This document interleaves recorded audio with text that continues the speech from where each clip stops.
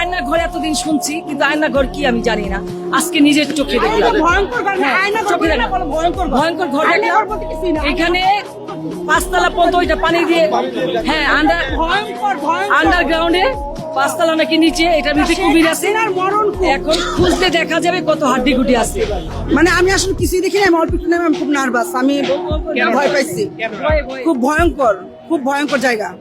আমরা যে 5 তারিখে 6 তারিখে আসছি না, তখনও কিন্তু এটা দেখি নাই, তখনও কিন্তু এটার হয় নাই। কি এখন পানির ভিতরে এখানে যে পানি আছে এটাই তো কেউ জানতো না, বুঝতে পারছেন? 3 তলা 4 তলা পর্যন্ত পানি, যে আন্ডারগ্রাউন্ডের ভিতরে যে পানি আছে এটাই তো কেউ জানতো না। এখন এটার ভিতরে যদি পুলিশ বা প্রশাসন যদি দেখে, তাহলে হার ছাড়া আর কিছু পাওয়া যাবে না। কার মার বুক খালি হয়েছে তারাই জানে। কারণ এই যে 5ই আগস্টের আগে কিন্তু অনেক বাচ্চারা মারা গেছে, তারা কোথায়? তারা খুঁজলেন এখানেই পাবেন। গণকবর তো দিয়ে কেউ আসছে, কিন্তু ভাই আমি এইটা জীবনে দেখি নাই। আয়না ঘরের নাম শুনছি, কিন্তু এটা তো ভয়ঙ্কর। আয়না ঘর না, এটা আয়নার উপরে যদি কিছু থাকে সেই ঘর।